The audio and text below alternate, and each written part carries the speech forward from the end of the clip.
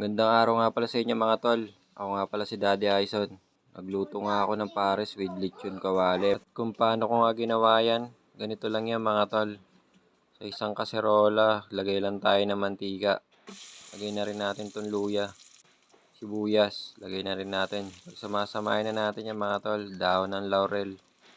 Siyempre pamintang buo mga tol. Pagkatapos, halu-haluin lang natin yan. Sunod na rin natin dito yung karne ng baka natin mga tol.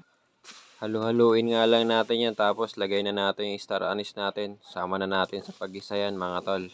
Pag natuyo na nga at nag golden brown na yung karne ng baka natin dyan, lagay na natin yung tubig natin dyan mga tol. Lagay din tayong toyo, patis, asukal. Tapos pakuluin lang natin yan hanggang sa lumambot yung karne ng baka natin mga tol. Dito naman naigawa nga tayo ng chili garlic natin mga tol.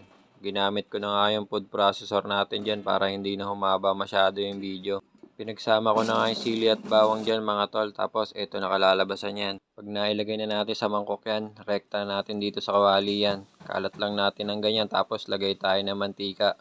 Kung may chicken oil kayo, mas masarap. Lagay din tayo ng asin at paminta mga tol. Halu-haluin nga lang natin yan.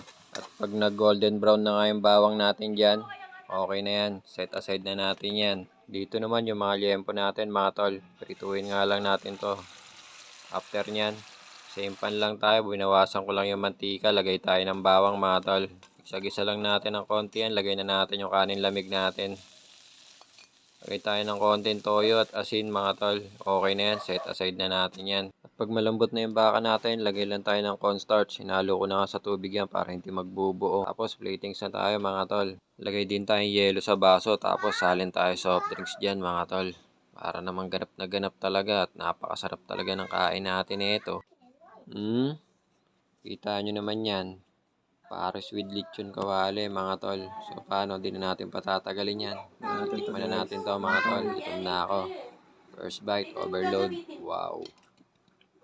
Sarap yan mga tol. Ito pa, pangalawang subo. So paano mga tol? Kain na tayo. Maraming salamat sa panonood. Ingat!